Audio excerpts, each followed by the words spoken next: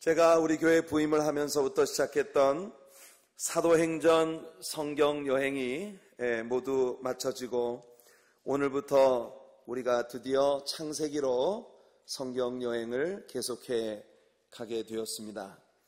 돌아오는 수요일 저녁에 우리는 창세기 1장과 2장을 커버하게 되겠는데요.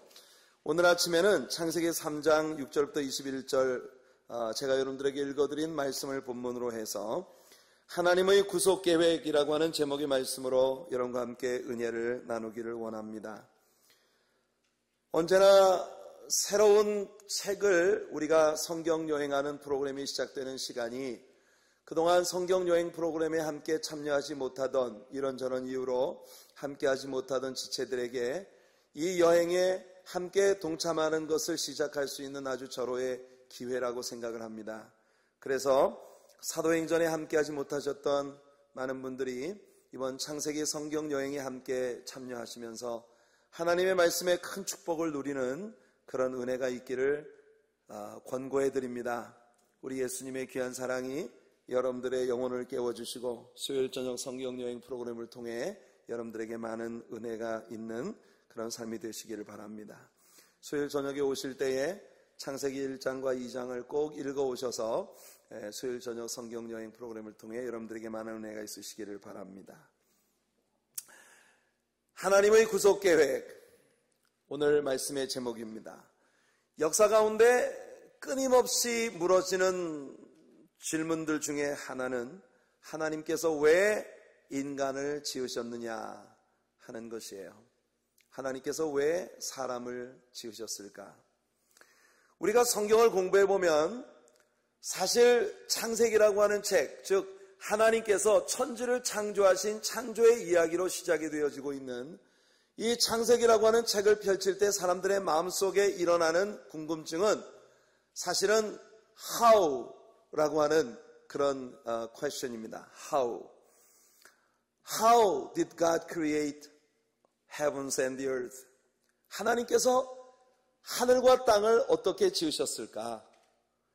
하나님께서는 사람을 어떻게 지으셨을까? 과학자들은 이 땅에 존재하고 있는 모든 피조물들이 어떻게 존재할 수 있는지에 대한 것을 규명해내기 위해 굉장히 많은 애를 씁니다. 수소 2분자와 산소 1분자가 모여서 물이 생성되어진다고 하는 것을 밝혀내는데 굉장히 오랜 시간이 지났을 것입니다. 많은 열정과 에너지를 쏟아서 사람들은 어떻게 이 세상에 존재하고 있는 모든 피조물들이 존재하게 되었고 어떻게 그것들이 유지되고 있는가 하는 것들을 밝혀내고자 하는 것이죠. 그러나 성경 말씀을 통해서 하나님은 우리들에게 how라고 하는 것보다는 why 라고 하는 질문에 더 중점을 두고 계시다고 하는 것을 우리가 배우게 됩니다. 하나님은 우주가 어떻게 생성되었는지, 지구가 어떻게 만들어졌는지, 지구 위에 존재하는 모든 생명 있는 것들이 어떻게 생성되어지고 그리고 오늘날 유지되어지고 있는지 이런 것들보다 하나님께서는 왜 이 모든 것들을 지으셨는가? 왜 이 모든 것들이 오늘날 존재하고 있고 이 모든 것들이 이 땅에서 살아가는 이유는 무엇인가 하는 것을 우리 하나님은 더 우리에게 밝히기를 원하시고 계시다는 것입니다. 태초에 하나님이 천지를 창조하시니라. 창세기 1장 1절은 그렇게 아주 단순 명료하게 하나님께서 이 세상을 지으셨다는 것을 선포하는 것으로 시작되고 있습니다. In the beginning, God created heavens and the earth. 모든 것들의 시작에 하나님이 천지를 창조하셨다. 하나님은 그 천지가 어떻게 지어졌는지 과학적인 규명을 우리에게 들려주려고 애쓰지 않으십니다. 그런 설명을 하나님께서 우리에게 해주셔야 될 의무조차 우리 하나님께는 없으십니다.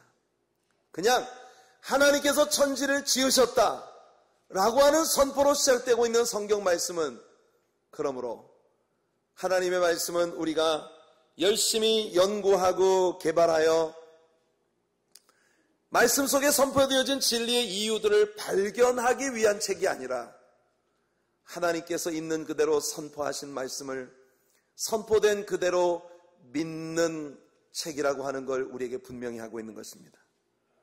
우리는 성경을 연구하기 위해 여기 있는 것이 아니라 성경에 선포되어진 하나님 말씀을 믿는 사람이 되기 위하여 이곳에 있는 것이에요. 그러기 위해서 우리는 how라고 하는 질문보다 why라고 하는 질문에 더 역점을 두어야 하고, why라고 하는 질문을 해결해 나갈 때 우리는 그 속에서 how라고 하는 질문 그 이상의 귀중한 의미들을 발견해낼 수 있다고 하는 것을 여러분 꼭 기억하시기를 바랍니다. 하나님은 왜 인생을 지으신 것일까요? 하나님은 왜 우주를 지으신 것일까요? 성경이 선포하는 바로는 첫째로 하나님은 당신의 기뻐하심을 위하여 모든 것을 지으셨다고 선언하고 있습니다. 오늘 제가 우리들의 예배의 묵도 시간에 여러분들 예배로의 초청의 말씀으로 읽어드린 요한계시록 4장 11절 말씀이 이렇게 선포하고 있는 것을 봅니다. 우리 주 하나님이여 영광과 존귀와 능력을 받으시는 것이 합당하오니 주께서 만물을 지으신지라. 만물이 주의 뜻대로 있었고 또 지으심을 받았나이다. 요한이 하늘에 올라가 보니 오생무지가가 둘린 하나님의 보좌가 보이고 내 생물들 four living creatures, 즉 그룹 천사들이 하나님의 보좌를 호위하며 주님을 찬양하고 있습니다. 그 천사들의 찬양에 화답하기 위하여 24장로들이 우리 하나님의 보좌 앞에서 찬양을 부르는 노래가 여기에 있습니다. 우리 주 하나님이여 영광과 존귀와 능력을 받으시는 것이 합당하오니 주께서 만물을 지으신지라. 만물이 주의 뜻대로 있었고 또 지으심을 받았나이다 하더라. 킹제임스 버전에서 이 구절을 보면 우리말 성경에 자세히 번역되지 않은 아주 중요한 한 구절이 있다는 것을 보게 됩니다. 킹제임스 버전이 이렇게 말합니다. Thou art worthy, O Lord. 여호와 하나님이여 당신은 존귀하십니다. To receive glory and honor and power. 영광과 존귀와 능력을 받으시기에 합당하신 분이십니다. For thou hast created all things. 왜냐하면 주께서 이 모든 것들을 지으셨기 때문입니다. And for thy pleasure they are and were created. 이 말씀이 선포하고 있는 것은 뭐냐면 주님의 기뻐하심을 위하여, 주님의 즐거움을 위하여, and for your pleasure, 주님의 즐거우심을 위하여, they are, 그들이 존재하고 있고, and they were created, 그 모든 것들이 창조되었습니다 라고 선포하고 있다는 것입니다. 여러분, 우리 개역성경에서 만물이 주의 뜻대로 있었고 라고 번역되어진 이 구절 속에 함축된 원래의 의미는 하나님의 즐거우심을 위하여 이 모든 피조물들이 만들어졌다는 것이에요. 하나님은 모든 만물을 지으신 분이십니다. 하나님께서 모든 만물을 지으신 이유는 뭐냐면 그렇게 하고 싶으셨기 때문이에요. 그렇게 지으시는 것이 하나님께 즐거움이 되고 그렇게 지으시는 것이 하나님께 기쁨이 되기 때문인 것입니다. 여러분들은 이 우주를 별로 마음에 들어하지 않으실지도 모릅니다. 그러나 하나님은 그렇게 지으시는 것이 좋으셨습니다. 그래서 그 모든 것들을 지으셨고 그 지음받은 모든 것들을 보실 때 하나님이 심히 좋았더라 라고 말씀하고 있는 것을 우리는 보는 것이에요. 만일 여러분들이 하나님이 지으신 우주가 그리고 하나님께서 이 우주를 운영하시는 방식이 여러분 마음에 들지 않는다면 방법은 하나뿐입니다. 우주 밖으로 나가세요. 그리고 여러분들의 우주를 만드십시오. 여러분들의 우주를 만드실 때 여러분들이 주의하셔야 하는 것은 이 우주 가운데 존재하는 그 어떤 것을 가지고 만들어서도 안 됩니다. 그건 다 하나님의 것이기 때문에 무로부터, 아무것도 없던 무로부터 make something from nothing. 여러분들을 위해서 여러분들의 우주를 지으시고 그 우주에서는 여러분이 법을 세우시고 여러분 하고 싶은 대로 하세요.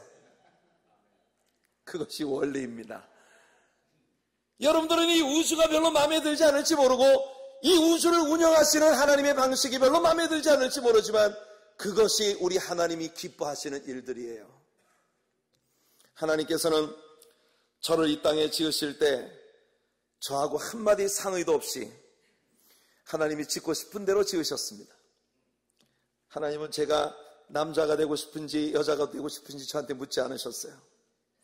하나님은 제가 미국 사람이 되기를 원하는지 한국 사람이 되기를 원하는지 저한테 한마디 묻지 않으셨습니다. 하나님께서 제게 물으셨으면 글쎄요, 저는 어쩌면 미국 사람이 되고 싶다고 하나님께 말씀했을지도 모릅니다.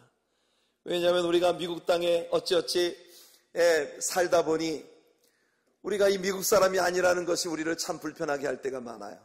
특별히 영어가 서툴다는 게 우리들의 큰 아픔입니다.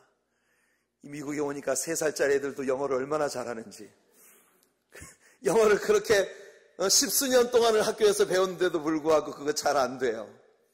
만일 하나님께서 저에게 석진아 너 한국에서 태어날래 미국에서 태어날래 했다면 하나님 저 미국에서 태어날래요 그랬을지도 모르겠어요. 하나님 저하고 상의 한마디 안 하셨습니다. 하나님께서 어떤 부모님 밑에서 제가 태어나고 싶은지 저한테 한마디 묻지 않으셨어요.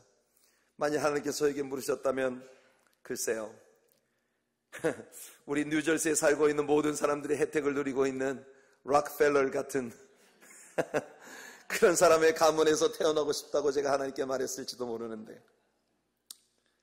여러분, 제 자신이 제 자신을 볼 때 어떻게 생각하든지 그건 상관이 없습니다. 다만 하나님께서는 저를 이런 모습으로 지으시는 게 좋으셨어요. 갑자기 절대로 동의할 수 없다는 눈치가 보이는 여러분들은 저를 어떻게 생각하실지 모르지만 하나님께서 저를 이런 모습으로 지으시고 이렇게 살게 하시는 게 우리 하나님은 즐거우셨어요. 동의 좀 해주십시오. 제가 그렇게 마음에 안 드십니까? 여러분, 이 원리는 우리들에게 아주 소중한 것을 하나 가르쳐 주는 것입니다.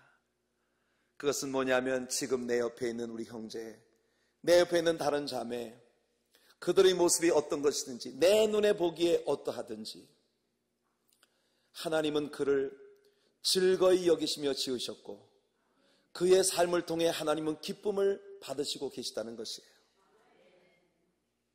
오늘 우리는 기대라고 하는 찬양을 불렀습니다. 우리 안에 있는 형제 자매의 모습들, 그 모습 그대로 하나님께서 그들을 그렇게 지으신 것이 우리 하나님은 기쁘셨다는 것이에요. 그래서 우리는 우리 자신을 감히 에베소서에서 바울이 선포한 것처럼 나는 하나님의 작품이다라고 말할 수 있는 것입니다. 아멘. 여러분들은 하나님의 작품이세요. We are His workmanship.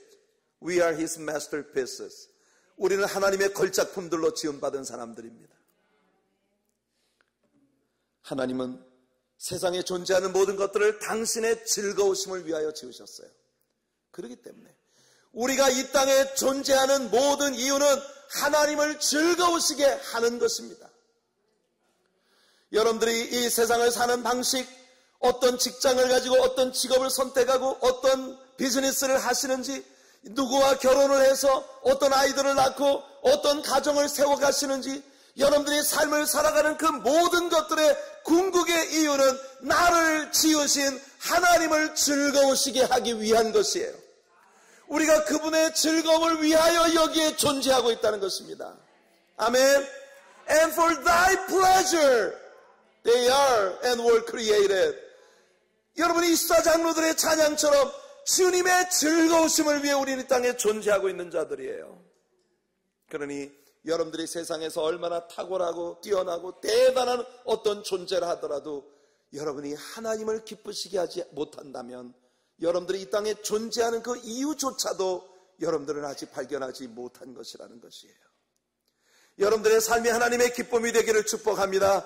여러분의 가정이 하나님의 기쁨이 되기를 바랍니다. 여러분의 사업이 하나님의 기쁨이 되기를 바랍니다. 여러분의 자녀가 하나님의 기쁨이 되기를 바랍니다. 오늘 우리가 모여 주님을 예배하는 우리 하나님의 교회가 하나님의 기쁨이 되기를 바라며 우리들의 예배가 하나님의 기쁨이 되기를 축복합니다. 또한 하나님은 하나님의 영광을 위하여 온 우주를 지으셨다고 친히 선포하십니다. 욥기 38장 7절에 그때 새벽별들이 함께 노래하며 하나님의 아들들이 다 기쁘게 소리하였느니라. 하나님의 천지를 창조하실 때에 하나님 앞에 지음받은 모든 피조물들 가운데 특별히 하늘의 별들, 즉 천사들과 하나님께 피조된 모든 존재들이 하나님 모든 천지를 지으신 하나님께 영광을 돌리며 찬양을 하고 있었다고 말하고 있는 것입니다. 세상에 존재하는 모든 것들이 하나님의 영광을 찬미하도록 지음을 받은 것이에요. 그러므로 우리들 호흡이 있는 모든 사람들의 기본적인 의무는 또한 하나님의 영광을 찬미하는 것입니다. 이사야 43장 7절에 무릇 내 이름으로 일컫는 자 곧 내가 내 영광을 위하여 창조한 자를 오게 하라. 그들을 내가 지었고 만들었느니라. 오늘 구원받고 하나님의 자녀가 되어진 저와 여러분들 모두를 향해 우리 하나님이 이렇게 선포하십니다. 내 영광을 위하여 창조한 자를 오게 하라. 내가 그들을 지었고 만들었느니라. 할렐루야. 하나님께서 여러분을 지으셨고 그리고 하나님께서 여러분들을 만드셨습니다. 그리고 하나님이 창조하신 여러분들을 하나님 앞으로 초청하셨습니다. 또한 성경은 하나님께서 이 우주 가운데 특별히 인간을 지으신 이유가 우리 하나님과의 의미 있고 깊이 있는 진정한 사귐을 갖게 하기 위한 것임을 선포하고 있습니다.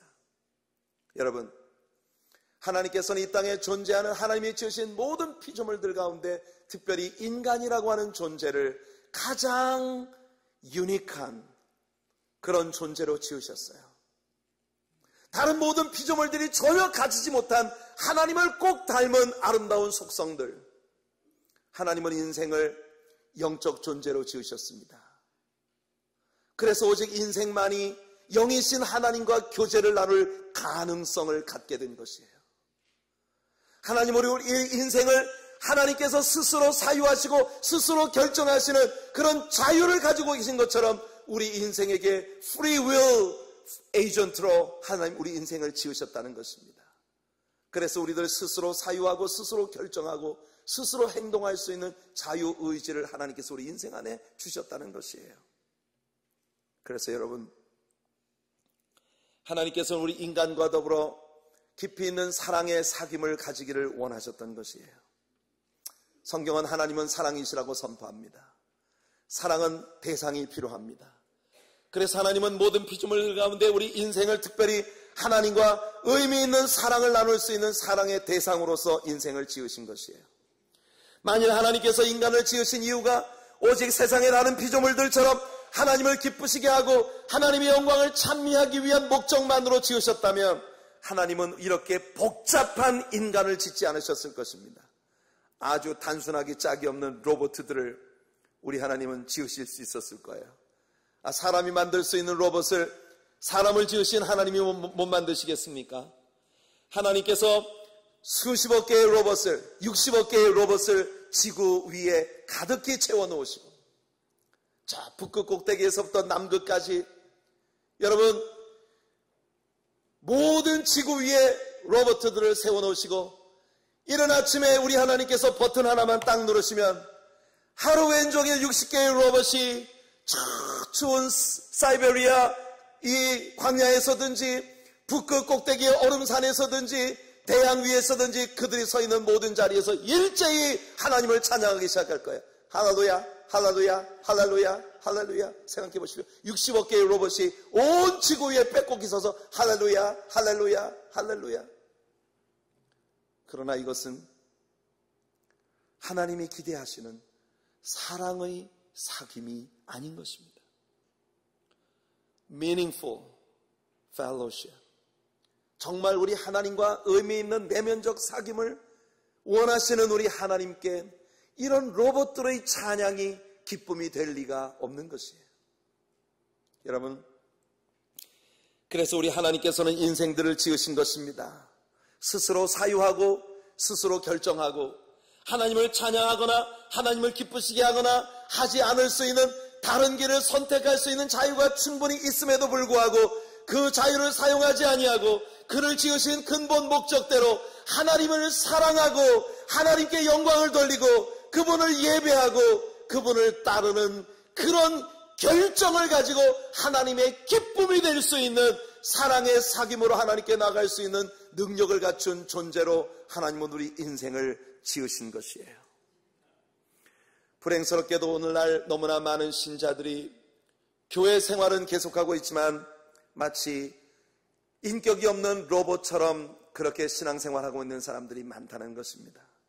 주일이면 교회에 오고 밥 먹을 때마다 고개 숙여 기도하고 때때로 다른 사람들에게 내가 교회에 나가는 사람임을 알리고 함께 교회 가자고 말을 하거나 우리 교회의 좋은 점을 다른 사람에게 자랑하기도 하는데 정말 중요한 것은 그의 내면의 삶 속에 하나님과 생활 속에서의 진정한 사귐이 결여되어 있는 채 로봇처럼 늘 똑같은 행동 양식만 반복하는 신앙생활을 하고 있는 사람들이 많다는 것입니다. 오늘 아침 2부 예배에 나온 여러분들 중에 단 한 분도 로봇과 같은 그런 존재가 되지 않기를 축복합니다. 여러분들이 오늘 이곳에 오지 않을 수도 있었지만 오늘 주님을 사랑하기 때문에 이곳에 오는 것을 더욱 사랑한 여러분들, 오늘 하나님을 찬양하지 않을 결정을 할 수도 있지만 하나님을 찬양하고 주님을 예배하지 않는 다른 쪽을 선택할 수도 있지만 주님을 예배하는 쪽을 선택하고 그래서 하나님을 더 깊이 알고 하나님을 더 깊이 배우고 나의 삶에서 예수님을 더 닮아가려고 하는 영광에서 영광으로 은혜 위에 은혜로 나아가는 삶을 선택한 우리 하나님과의 깊은 내면의 사귐을 가진 하나님의 사람들이 되기를 예수님 이름으로 축복해드립니다. 그래서 하나님은 지음받은 인생들이 그들 스스로 하나님을 사랑하고 하나님을 영화롭게 하기 위한 그런 의지적 결정을 가지고 주님을 따르는 자들인가 하는 것을 아시기 위하여 하나님은 우리 인간을 온실 속에 두지 아니하셨다는 것입니다. 여러분, 우리는 우리의 삶이 때때로 온실과 같은 것이 아니라는 것 때문에 불평을 하고 원망을 합니다. 하나님은 왜 우리 가정을 사단에게 전혀 공격받지 않는 튼튼한 가정으로 하나님이 주지 않으셨습니까? 왜 우리 자녀가 공격을 받도록 내버려 두시죠? 왜 우리 남편과 아내 사이에 미움이라고 하는 것이 틈타 들어오도록 하나님 왜 내버려 두시는 것이죠? 왜 우리들의 삶의 주변에 사탄의 추악한 관계가 이렇게 저렇게 우리를 미혹하고 넘어지게 만드는 그런 환경을 그냥 내버려 두는 것이죠? 왜 하나님은 형제와 형제 사이에, 자매와 자매 사이에 미움이 싹트고 질투가 싹트고 그렇게 함으로써 서로 이간질 당하고 상처 입고 찢겨진 마음으로 몸부림을 치는 이런 아픈 세상이 벌어지도록 내버려 두시는 것이죠? 왜 하나님은 사람을 그렇게 사랑하신다면서 사랑하시는 사람을 위해 모든 악한 것들이 우리에게 들어오지 못하도록 우리를 완벽하게 보호해 주시는 온실 속의 삶으로 하나님 우리를 왜 보호하지 않으시는 것입니까? 그런 원망을 우리가 할 수 있다는 것입니다. 그러나 하나님께서 우리들을 통해 알고 싶으신 것은 우리가 하나님께 가지고 있는 믿음이 진정한 것인가 하는 것이에요. 우리가 하나님을 원망할 수밖에 없는 역경들 속에서도 하나님 앞에 불평할 수밖에 없는 삶의 현실들 속에서도 여전히 같은 믿음을 견지하고 여전히 주님을 뜨겁게 사랑하는 그 주님을 향한 사랑의 최우선 순위를 둔 그런 삶을 살 수 있느냐 하는 것을 하나님은 원하시고 계시다는 것입니다. 그래서 하나님은 우리를 스스로 사유하고 선택이 가능한 인생으로 지으셨다는 것이에요. 우리가 이 우주 공간에서 할 수 있는 가장 값지고 위대한 일은 공적으로 예수 그리스도를 내 구주로 영접하고 하나님의 자녀가 되어 하나님과 의미 있는 사귐이 있는 삶을 살아가는 것입니다. 우리가 우리에게 주어진 자유를 가장 멋지게 행사할 수 있는 길은 죄악을 거부할 수 있는 자유를 행사하여 죄를 멀리하고 예수님을 영접할 수 있는 자유를 행사하여 예수님을 영접하여 하나님의 자녀가 되는 길을 가는 것이에요. 여러분, 진정한 자유의 개념을 알고 계신가요? 물고기, 물속에서 헤엄쳐 다니는 물고기가 벽공을 나르는 새를 바라보며 부러워합니다. 아유, 저는 무슨 복이 있어서 저렇게 날개를 달고 푸른 하늘을 실컷 날아다니나. 나는 어쩌면 이렇게 쭈글시럽게 물속에서만 살아야 하는 물고기의 존재가 되어서 겨우 바다 밑에나 이렇게 돌아다니면서 살아야 하는가. 그래서 이 물고기가 나라고 왜 하늘을 못 날겠어? 나도 하늘을 날 거야. I am free. I believe I can fly. 노래하면서 그의 온 힘을 다해서 물 밖으로 싹 튀어나갔다고 가정해 봅시다. 오케이. 그렇게 할 수 있는 게 물고기의 자유입니다. 자기에게 주어진 모든 능력을 다해서 한번 꼬리를 팍 튕겨서 있는 힘을 다해서 물 밖으로 확 튀어나갔다 합시다. 거기까지는 자유입니다. 그러나 그 물고기가 물속을 벗어나 땅 위에 파닥파닥 몸부림을 치는 그 순간부터 물고기는 알게 될 거예요. 나에게 주어진 그 아름다웠던 마음껏 물속을 헤엄칠 수 있는 자유를 내가 포기한 것이구나. 거꾸로 벽공을 나는 그런 자유의 날개를 가진 새가 물속을 헤엄쳐 다니는 물고기를 바라보며 그런 생각을 가졌다 합시다. 왜 나는 저 물속에는 못 들어가? 왜 나는 이 하늘 위에서만 날아다녀야 해? 그래서 이 하늘 나는 새가 날개를 접고 용감하게 물속으로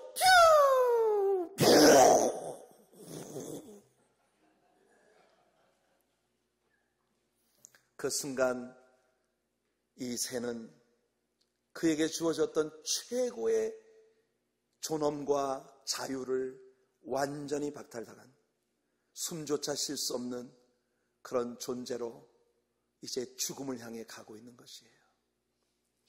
진정한 자유의 개념은 하나님이 있도록 하신 곳에 있는 것이 자유입니다. 오늘 우리 이권재 전도사님이 마치 제 설교를 미리 들은 것처럼 얘기하셨어요. 6월엔 떠나지 마세요. 여러분, 하나님께서 있으라 하는 자리에 있는 것이 자유입니다. 하나님께서 하라고 하시는 일을 하는 것이 자유입니다. 많은 사람들은 하나님이 금지하신 것을 행하는 것이 자유라고 생각하고 있고 하나님이 우리에게 주지 아니하신 것을 거머쥐는 것이 진정한 자유라고 생각을 하고 있는 것이에요. 그래서 오늘날의 세상 사람들은 자유를 외치고 있습니다. 하나님 밖으로 나갈 수 있는 자유, 혼인관계 이외의 성생활을 즐길 수 있는 자유, 불륜의 씨앗으로 임신한 아이를 태중에서 지워버릴 수 있는 자유. 왜 결혼은 꼭 한 남자와 한 여자의 것이어야만 해? 동성간에 결혼을 할 수 있는 자유. 하나님이 계획하지 않으시고 하나님이 허용하지 아니하신 것 밖으로 나가는 것을 자유라고 부르짖으며 그것을 주장하며 그 속에 살고자 하는 인생들의 모습을 우리는 보는 것이에요. 그렇게 해서 선택한 사람들이 당도하게 되는 생의 결론이 무엇입니까? 우리 인생은 하나님이 지으신 그 본연의 목적 안에 있을 때 진정으로 자유하고 진정으로 아름답습니다. 하나님이 지으신 본연의 최고의 아름다움을 구가하는 여러분들 모두가 되기를 예수님 이름으로 축복해드립니다. 세상 사람들이 자유라고 주장하며 그들 스스로를 하나님의 계율 밖으로 벗어나게 하려고 하는 주장들이 얼마나 억지인지 아십니까? 1995년이었다고 기억합니다. 제가 당시에 캘리포니아에 살고 있었는데 그 캘리포니아의 랜처 팔로스 버디스라고 하는 굉장히 부유한 부촌이 있습니다. 베벌리 hils에서 태평양 쪽으로 바다에 연한 굉장히 큰 그런 아주 부자들이 사는 도시예요. 예, 그곳에 있는 집들은 대부분이 아주 수십 에이커를 가지고 있는 막 말들이 뛰어다니는 목장이 있고 저 태평양 바다가 내려다 보이는 어마어마한 그런 땅을 가지고 있는 그런 저택들이 거기에 많이 있죠. 그 동네에 살고 있었던 메넨데스 브라더스라고 하는 히스패닉계 미국인 가정의 두 형제가 있었습니다. 이들은 학교에서도 공부를 아주 잘하는 학생들이었고 정말 유복한 부모님 밑에서 갖고 싶은 거 다 갖고 하고 싶은 거 다 할 수 있는 굉장히 부유하고 그런 아이들이었었습니다. 부족한 것이 없는 아이들이었었어요. 그런데 어느 날 아침에 이 아이들은 부모들이 잠들어 있는 침실에 들어가 아버지와 어머니를 총으로 쏘아서 살해했습니다. 그냥 쏜 것이 아니라 어머니 아버지의 몸에다가 난사를 했어요. 어머니가 꿈틀거리자 머리에 대고 13발을 쐈어요. 그리고는 그 총을 주머니에 넣고 맥도날드에 가서 아침을 먹고 천연덕스럽게 학교에 가 선생님의 교탁 위에다가 총을 내려놓으면서 더럽게 재수없는 날이라고 욕을 뱉었습니다. 그 선생님의 신고로 이 아이들은 경찰에 체포됐어요. 이 아이들은 무죄를 주장했습니다. 자기들이 무죄인 이유는 뭐냐? 부모들이 우리를 이렇게 길렀기 때문이라는 것입니다. 우리들의 마음속에 hatred, anger, 말할 수 없는 분노와 미움이 자라도록 그렇게 우리 부모들이 우리를 길렀기 때문에 우리 부모들의 비참한 죽음은 자신들의 행한 일들에 대한 응당한 결과였다. 그러면서 어린 시절부터 공부해라, 공부해, 그것으로 자기를 학대했다고 주장을 하면서 장차 성년이 되면 받게 될 부모들이 남긴 모든 유산을 걸고 유능한 변호팀을 구성을 해서 재판을 했습니다. 재판정은 이 아이들이 잘못된 교육의 불쌍한 희생자들이었다는 결론을 맺고 무죄를 선언했습니다. 이것이 인간이 가지고 있는 함정이에요. 오늘날의 세상은 미쳐가고 있는 것 같습니다. 한국에서 신촌의 대학가에서 동성연애자들의 퍼레이드가 펼쳐졌습니다. 제가 토론토에 살다 왔지 않습니까? 토론토는 전 세계에서 두 번째로 큰 게이 커뮤니티가 있는 도시예요. 첫 번째 큰 커뮤니티가 샌프란시스코에 있고 두 번째가 토론토에 있습니다. 이 토론토에서 매년 한 번씩 이 게이 퍼레이드가 열리면 온 여러분 영 스트리트라고 하는 기네스북에 오른 가장 긴 이 단일 로컬 스트리트, 그 길 위에서 게이들의 퍼레이드가 펼쳐집니다. 온갖 추잡하고 더러운 그런 모습으로 나와서 떳떳하게 사람들 앞에 벌거벗고 나와가고 자랑을 하고 온갖 더럽고 추악한 성적인 상징물들을 사람들에게 선물로 나누어주면서 그걸 또 관광을 온 사람들이 사진을 찍고 그 안에서 음악에 맞춰서 춤을 추고 즐겨요. 저는 아무리 세상이 바뀌어도 우리의 조국 대한민국에서는 그런 일은 벌어지지 않을 거라고 생각했어요. 세상에 성균관 대학교 안에 이 동성연애자들의 큰 업이 있더라고요. 오늘 이 세상은 미쳐가고 있습니다. 세상 사람들은 하나님 밖으로 나갈 수 있는 자유를 부르짖고 있어요. 그러나 여러분, 그 자유의 집행 다음에 따라오게 되는 무시무시한 하나님의 진노와 하나님의 무시무시한 징벌에 대해서 사람들은 알지 못하고 있습니다. 역사 가운데에서 소돔과 고모라가 어떻게 멸망을 했는지, 폼페이가 어떻게 땅속에 삽시간에 잿더미가 되어서 갇혀져 버렸는지, 거대한 세상의 문명들이 흔적도 없이 땅 아래로 사라져버린 그 무시무시한 하나님의 진노의 이야기들을 사람들은 동화 속 이야기처럼 생각을 하고 있는 것이에요. 여러분, 만일 사람에게 자유의지가 없다면, 하나님을 선택하지 않을 수도 있는 자유의지가 없다면 하나님을 믿는 쪽을 선택한 것이 전혀 가치가 있는 것일 수가 없는 것이에요. 오늘 여러분들도 하나님을 선택하지 않고 다른 것을 선택할 수 있지만 그 모든 것들을 버려두고 하나님을 선택한 진정한 자유의 행사가 있는 하나님의 사람들이 되기를 축복합니다. 슬프게도 우리가 여기서 다루어야 하는 다음 문제는 인간의 잘못된 자유의 사용으로 인한 타락이라는 결과입니다. 여기엔 거짓과 속임수의 아비인 사탄이 개입되어 있겠죠.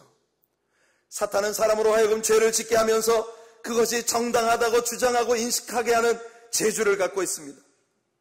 보십시오. 하와가 선악과를 보았을 때 그것이 얼마나 보암직도 하고 먹음직도 하고 지혜롭게 할 만큼 탐스럽기도 한 그런 열매였는가. 사단은 남의 것을 도둑질하는 사람에게 이것은 세상의 부의 불균형에 대한 보복이라는 미명을 안겨줍니다.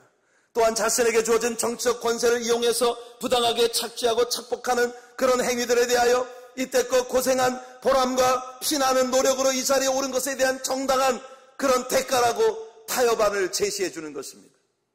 온갖 추악한 하나님의 법에서 어긋나는 죄악들을 저지르면서 그것을 용기라고 타협하게 하고 그것이 가장 로맨틱한 사랑이라고 타협하게 하는 것, 이런 것이 바로 사단의 계략인 것이에요. 요한일서 2장 16절은 말합니다.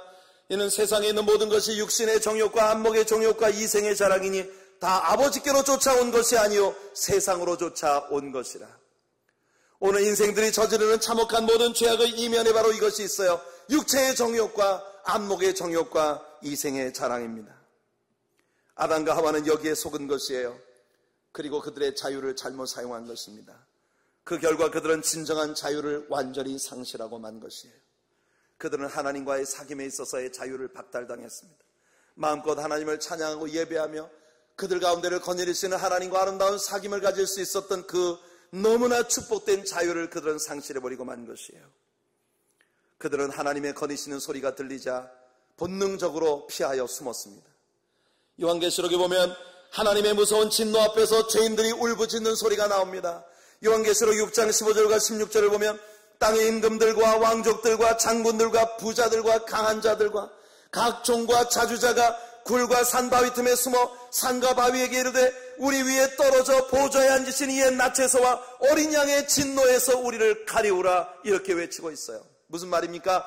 땅에서 떵떵거리며 살고 땅에서 온갖 것들로 즐길 수 있었던 임금들과 왕족들과 장군들과 부자들과 강한 자들과 권세자들과 모든 자주자들이 하나님의 무시무시한 심판의 얼굴 앞에 드러나게 되었을 때에 그들에게 다가오는 무시무시한 그런 이 공포 때문에 산과 골짜기에 숨어들어 제발 저 엄청난 바위와 내 위에 떨어져서 나를 완전히 이 땅속에 박아버려라, 이 산아 내 위에 완전히 무너져서 나를 완전히 뒤덮어버려라, 제발 나로 하여금 저 무시무시한 하나님의 진노의 얼굴을 보지 않게 하라, 그렇게 외치고 있는 모습을 봅니다.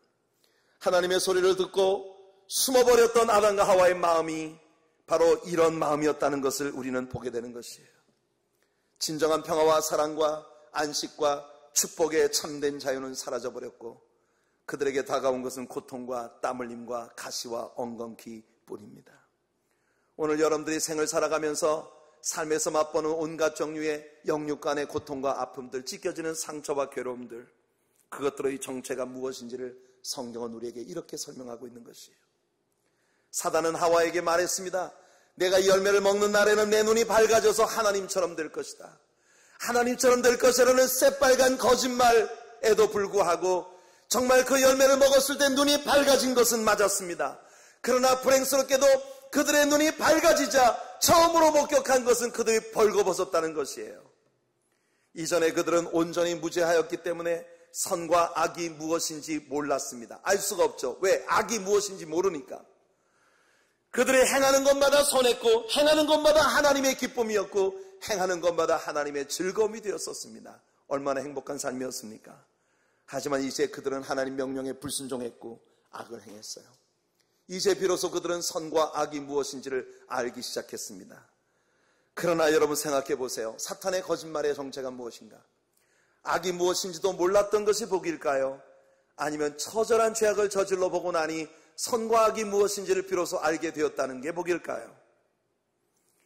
사단의 함정이 여기에 있었던 것입니다. 아담과 하와는 죄책감 컴플렉스에 사로잡혔습니다. 그래서 그들은 자신의 수치를 가리기 위해 안간힘을 쓰죠. 그래서 온갖 외식과 거칠애로 그들은 옷을 해입기 시작했습니다. 무화과 나무를 엮어서 그 나뭇잎으로 자신들의 수치를 가리고자 하지만 그 나뭇잎이 무슨 수치를 가려줄 힘이 있겠습니까? 바람 불면 펄럭펄럭 날아가고 햇빛 내리쬐이면 또로록 말려서 말라 부서져 버릴 텐데, 오늘날 이 세상 많은 사람들이 부귀와 공명과 지식과 인간적인 위험과 거칠애, 외식, 이런 것들을 줄줄이 무화과 나뭇잎처럼 엮어 옷을 해입고 있습니다. 겉보기에는 근사해 보이지만 하나님의 무서운 진노 앞에 노출될 때 하나님의 무서운 불꽃에 살라져 버리고 뜨거운 바람에 불려져 날아가 버렸을 때에 그 뒤에 처절하게 드러나는 자신의 벌거벗은 모습이 하나님의 눈동자 앞에 서게 되리라는 걸 사람들은 모릅니다. 오늘 이곳에 있는 성도 여러분들이요, 여러분들 그렇게 이 세상에서 잠시 사람들의 눈을 속일 수 있는 그 무엇으로 여러분들이 임시방편으로 가리고 하나님의 거룩한 자처럼 행하는 어리석은 이가 한 분도 되지 않기를 예수님 이름으로 축복해 드립니다. 이와 같은 상태에 봉착한 인생을, 죄 지은 인생을 우리 하나님께서 찾아와 주셨습니다. 아담과 하와는 자신들 가까이로 오시는 하나님을 인식했을 때 피하여 숨었습니다. 큰일 났다. 큰일 났네. 진짜 큰일 났다. 어떻게 하면 좋지? 이것이 사람의 마음이지만 아닙니다. 사실은 그렇게 처절하게 부서진 인간을 찾아와 주신 것이 우리 하나님의 놀라운 축복의 장이라는 사실을 아셔야 합니다. 기독교 신앙은 인간이 하나님을 찾아가는 여행이 아니라 타락해서 가망이 없는 인생을 찾아와 주신 하나님의 스토리입니다. 하나님은 죄 지은 인생을 심판하여 파멸시키려 오신 것이 아니라 그들의 죄를 씻음받고 회복되어 다시금 우리 하나님과 예전의 아름다운 사귐 가운데로 돌아갈 수 있는 구속의 길을 제공하시기 위하여 찾아와 주신 것이었던 것이에요. 많은 사람들은 하나님을 찾으려는 인간의 노력이 신앙이라고 생각합니다. 그러나 하나님이 먼저 아담아 내가 어디 있느냐 부르셨습니까? 아담이 먼저 하나님 어디 계십니까? 이렇게 외쳤습니까? 죄짓고 타락한 인생, 아담이 하나님 답답해 미치겠어요. 하나님이 주신 아름다운 자유를 다 잃어버렸어요. 이 깨어지고 망가진 삶에서 나를 구해주세요. 하나님 어디 계십니까? 하나님 어디 계십니까? 인간이 이렇게 하나님께 먼저 부르짖었던가요? 하나님의 소리를 듣고 피하여 숨을 수밖에 없는 인생들을 부득부득 찾아오셔서 아담아 내가 어디 있느냐 그렇게 불러주시고 찾아와 주시고 찾아내 주신 분이 바로 우리 하나님이신 것입니다.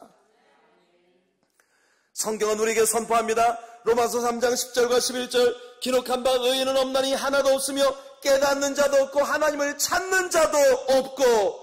여러분, 인류 역사 가운데 모든 이들이 다 타락하여 하나님을 찾는 이가 아무도 없었다고 말합니다. 그런데 요한복음 15장 16절에 예수님 말씀하십니다.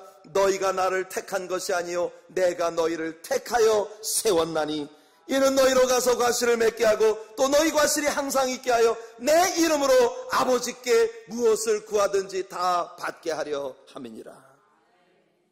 그래서 요한일서 4장 19절에서 요한은 말합니다.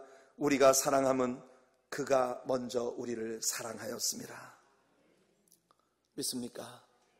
여러분들이 신앙인으로서 무엇이라도 좋은 일을 한 가지 할 수 있었다면 그 이유는 오직 하나뿐입니다. 사랑받을 자격이 없는 우리를 그가 먼저 사랑해 주셨기 때문인 것이에요. 인간을 찾아오신 하나님은 두 가지 축복을 인생에게 주셨습니다. 첫째는 여자의 후손이 뱀의 머리를 칠 것이라는 선포이고, 두 번째는 짐승의 가죽으로 옷을 지어 입혀주신 복입니다. 하나님의 구속 계획이 바로 여기에서부터 시작되었다는 것을 우리는 보는 것이에요. 여자의 후손이라는 말은 전통적으로 북의 계보를 이어내려가며 장자를 중심으로 모든 족보를 써내려가던 히브리 사람들에게는 정말 납득하기 어려운 용어입니다. 그러나 굳이 메시아를 지칭할 때 하나님은 그를 여자의 후손이라 부르십니다. 왜냐하면 오실 메시아 예수님은 남자를 통하지 않고 오직 여자의 몸에서 성령으로 잉태되어 나실 분이시기 때문이에요. 뱀, 곧 사단은 여자의 후손, 즉 예수님의 발꿈치를 물 것이라 했습니다.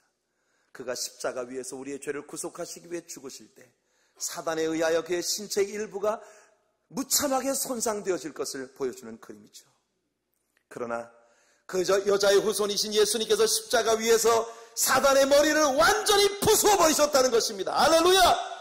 그러므로 오늘 우리의 주경배의 찬양대가 찬양한 것처럼 대장 되신 예수 그리스도의 발려치를 따라 찬양하며 나아갈 때에 이 영적 전쟁의 승리가 저와 여러분들의 것이 될 수 있게 되었다는 것이에요. 하나님은 아담과 하와의 나뭇잎 옷을 벗겨버리시고 짐승의 가죽을 벗겨 옷을 지어 입혀주셨습니다. 짐승의 가죽을 벗겼다고 하는 데에는 이미 한 짐승의 피와 죽음이 필연적으로 전제되어 있다는 것입니다. 성도 여러분, 이 짐승의 가죽옷은 우리를 위해 죽으신 어린 양 예수 그리스도를 선명하게 보여주는 것이에요. 이 일에 대하여 이사야와 베드로가 아름다운 하모니를 이루어 우리에게 찬양을 들려줍니다. 이사야 53장 5절로 6절입니다. 그가 찔림은 우리의 허물을 인하며 그가 상함은 우리의 죄악을 인함이라. 그가 징계를 받음으로 우리가 평화를 누리고 그가 채찍에 맞음으로 우리가 나음을 입었도다. 우리는 다 양 같아서 그릇 행하여 각기 제 길로 갔거늘 여호와께서는 우리 무리의 죄악을 그에게 담당시키셨도다. 우리는 다 양 같아서 그릇 행하여 제 길로 갔거늘 여호와께서 우리의 죄악을 그에게 담당시켰도다. 할렐루야. 예수 그리스도가 우리의 모든 죄악을 짊어지시고 십자가 위에서 담당해 주셨다는 것이에요. 그래서 베드로가 말합니다. 너희가 알거니와 너희 조상의 유전한 망령된 행실에서 구속함을 받은 것은 은이나 금같이 없어질 것으로 된 것이 아니요 흠없고 점없는 어린 양 같은 예수 그리스도의 보배로운 피로 보혈로 된 것이니라. 우리들의 인격과 도덕과 물질과 지식의 옷들은 이제 더 이상 쓸모가 없습니다. 우리를 위해 죽으신 예수 그리스도의 의의 옷만이 우리를 하나님 앞에 서게 하는 것이에요. 거룩하신 주님의 보좌 앞에, 하나님의 거룩하신 임재 앞에. 여러분, 창세기 내용을 분해해보면 재미있는 사실을 발견하게 됩니다.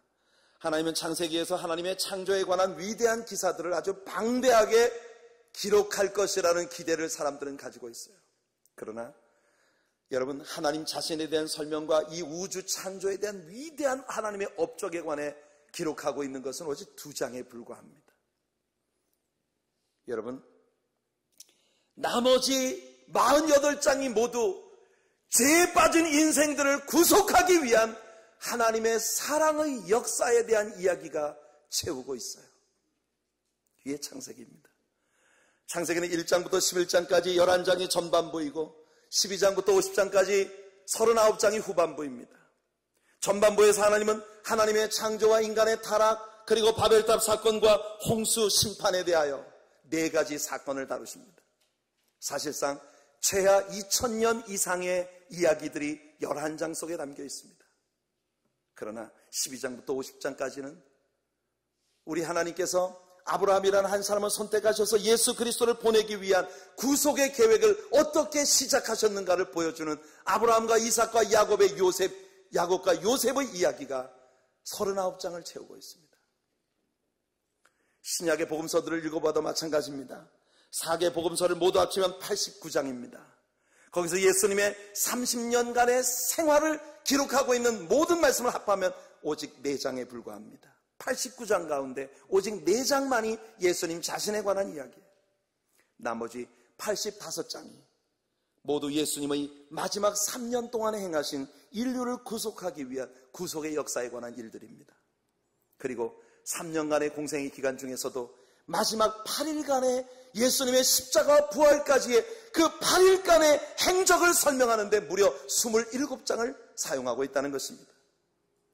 여기에서 우리는 엿보게 됩니다. 하나님의 최고의 관심은 어디에 있는가? 하나님은 당신의 큰 지식을 우리에게 일깨워주는 데 관심이 있으신 것이 아니에요.